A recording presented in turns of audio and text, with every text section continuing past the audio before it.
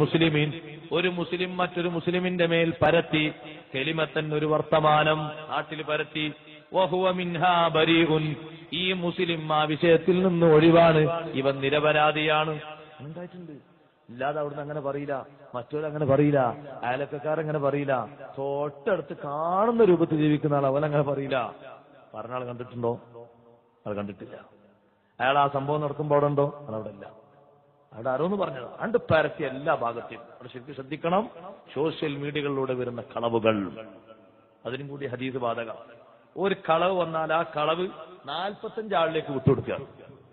നേരാണോ അല്ലേ നോക്കാനും കൂടി ചോദിക്കാനും കൂടി നേരല്ല. അവർക്കൊക്കെ ഒരൊറ്റ ഹദീസങ്ങ് പറയാം.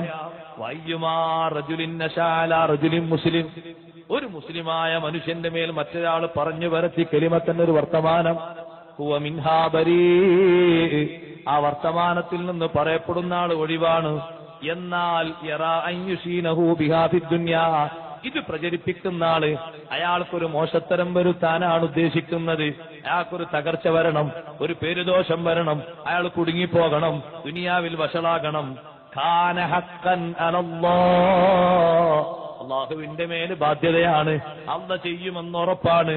അയ്യർമിയഹു ബിഹാ ഫിന്നാർ, നരകത്തിലേക്ക് അവനെ വലിച്ചെറിയും ഈ ഒരൊറ്റ വിഷയത്തിന്റെ പേരിൽ. തമ്മാടിത്തരം മെസ്സേജായി അയച്ചു കൊടുക്കാൻ പാടില്ല. ശരിക്കും ശ്രദ്ധിച്ചോളൂ. തോന്നിവാസം മെസ്സേജ് അയച്ചു കൊടുക്കാൻ പാടില്ല. കുറെ ആൾക്കാരിനോട് ചുമ്മാ എന്താ ഉസ്താദെ, എന്ത് റൂമാ? ക്ലാസ് റൂമോ? എന്താ അതിലില്ലാത്തത്? നിങ്ങളെന്താ മറ്റില്ലാത്തത്? എനിക്ക് നേരമില്ലാന്ന് പറഞ്ഞ അവരോട് ഫോൺ വിളിച്ചിട്ട് ചോദിക്കുന്ന തന്നെ നെറ്റ് നമ്പർ ഉണ്ടോ, ബന്ധപ്പെട്ട നമ്പർ. എന്നിട്ട് അതിലൂടെ ഓല് കുറെ നുണ വിട്ടെന്ന് നമുക്കത് കേൾക്കണം, നമുക്കിന് മറുപടി കൊടുക്കാൻ വേറെ പണിയൊന്നുമില്ലേ? ഇതിന്റെ നേരുള്ളൂ. ഒരു കളവ് നാട്ടിന്റെ ഏതോ ഒരു ഭാഗത്തുനിന്ന് ഒരു കളവ് വന്നു. പിന്നെ ആ കളവ് 40 ആളുകളിലേക്ക്, ഒരൊറ്റ ആളിലേക്ക് പകർത്തിയാൽ മതി. ഒരു മുസ്ലിമിന്റെ പേരിൽ വന്ന ഒരു പേരുദോഷം. ആര് പറഞ്ഞു നിന്നോട് ഇത് പരത്താൻ? ഉണ്ടെങ്കിൽ തന്നെ മറച്ചു വെക്കാനല്ല ഇസ്ലാമിന്റെ കൽപ്പന. ഉദാഹരണമായിട്ട് ഞാനൊന്ന് പറയട്ടെ, ആരും വിഷമിക്കരുത്, ഞാനൊരു കാര്യം പറയാം. ഒരാളെ വീട്ടിൽ നിന്ന് കളവ് പോയി, ഞാൻ കൂട്ടിക്കൊള്ളിഞ്ഞു. സ്വർണ്ണാഭരണം 10 പവൻ, കട്ടാളയും പിടിക്കപ്പെട്ടു. അപ്പൊ ഒരു ചെറുപ്പക്കാരന്റെ പണി എന്താണെന്നറിയോ? അവന്റെ ഫോട്ടോ ഉണ്ട് ഇവന്റെ മൊബൈലിൽ. എന്നിട്ട് അതിന്റെ താഴെ ഈ വാർത്തയും കൊടുത്തിട്ട് അത് അങ്ങനെ വിടുക. എന്താ അവന്റെ ഉദ്ദേശം? അവന്റെ ഉദ്ദേശം എന്താണ്? ഈ ചെയ്ത ചങ്ങാതി അവനെത്ര മോശക്കാരനാണെങ്കിലും ശരി, അവനെ ഇനിയും മോശമാക്കാനല്ല അല്ലാഹു നമ്മോട് പറയുന്നത്. നബി സല്ലല്ലാഹു അലൈഹി വസല്ലം നമ്മളോട് അങ്ങനെ പറയുന്നില്ല. പിന്നെന്താണ്? അവനെ നന്നാക്കാനാണ് നമ്മുടെ ഡ്യൂട്ടി. അവനൊരു തകർച്ച വരണമെന്ന ലക്ഷ്യത്തോടെ അത് പ്രചരിപ്പിച്ചാൽ അല്ലാഹു തആല ഒറ്റ കാരണം കൊണ്ട് അവനെ നരകത്തിലെറിയുമെന്ന് മുഹമ്മദുർ റസൂലുള്ളാഹി സ്വല്ലല്ലാഹു അലൈഹി വസല്ലം പഠിപ്പിക്കുന്ന ഹദീസ്. മുസ്ലിം സഹോദരന്മാരെ, സഹോദരിമാരെ, ശരിക്ക് നമ്മൾ ശ്രദ്ധിക്കണം കേട്ടോ. ആയിഷ ബീവി റളിയല്ലാഹു അൻഹയുടെ ഒരു വിഷയത്തില് എത്ര അദബാണ് അല്ലാഹു നമ്മെ പഠിപ്പിക്കുന്നത്. ഇന്നല്ലദീന യുഹിബ്ബൂന അൻ തശിയൽ ഫാഹിശതു ഫില്ലദീന ആമനൂ. അയൽവക്കത്തെ വീട്ടിൽ നിന്നൊരു കുട്ടി ചാടിപ്പോയി എന്ന് കരുതിക്കോ. ആ ചാടിപ്പോയത് മോനെ, കിട്ടുന്ന ഫോണിൽ മുഴുവനും നീയത് പരത്തണ്ട, അനുഭവമാക്കി നീയത് പഠിച്ചു വെച്ചോ.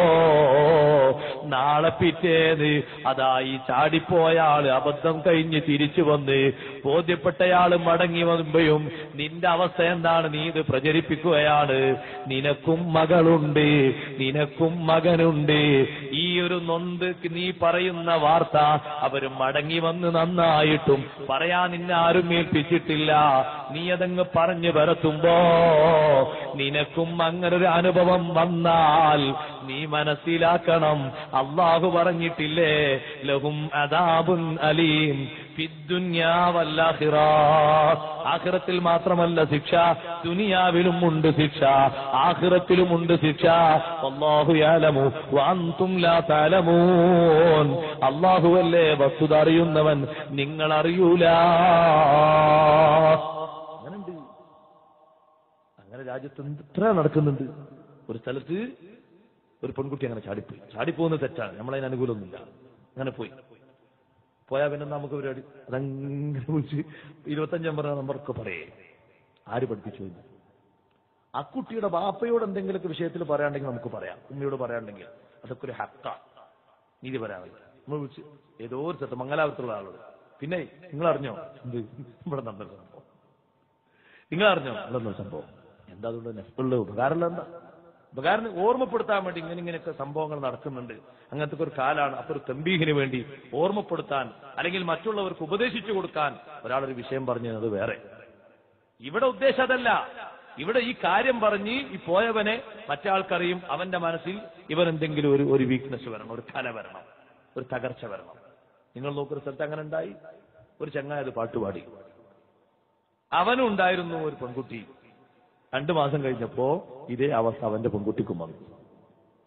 അപ്പൊ അവനോട് നാട്ടുകാർ പറഞ്ഞു എങ്ങനെയുണ്ട്, നാട്ടുകാരവനോട് ചോദിച്ചു എങ്ങനെയുണ്ട്, നീയല്ലേ പാടി നടന്നിരുന്നത്, നിന്നോട് അയൽവക്കക്കാരൊക്കെ പറഞ്ഞിരുന്നു മിണ്ടാ നിൽക്കില്ലായി, സംഭവിച്ചത് അങ്ങനെ സംഭവിച്ചു, ശരിയാണ്, ആ മാതാപിതാക്കൾ നോക്കായിട്ടൊന്നുമല്ല, അങ്ങനെ സംഗതി വശാൽ ഉണ്ടായി, പക്ഷെ നീ ഇത് കൊട്ടിപ്പാടാൻ നിൽക്കണം.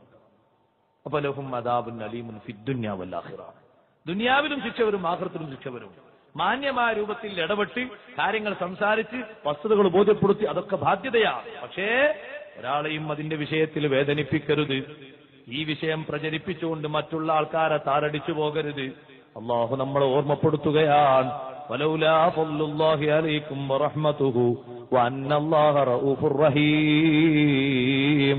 അള്ളാഹുവിന്റെ ഔദാര്യവും അള്ളാന്റെ റഹ്മത്തും ഇല്ലെങ്കിൽ, അള്ളാഹു കാരുണ്യം ചെയ്യുന്നവനാണ്, കൃപയുള്ളവനാണ്, ഇതൊന്നും ഇല്ലെങ്കിൽ അള്ളാഹുവിന്റെ ശിക്ഷ എത്ര വലുതാകുമായിരുന്നു. അള്ളാഹുവിന്റെ ശിക്ഷ നമ്മളൊക്കെ അനുഭവിക്കേണ്ടി വരും.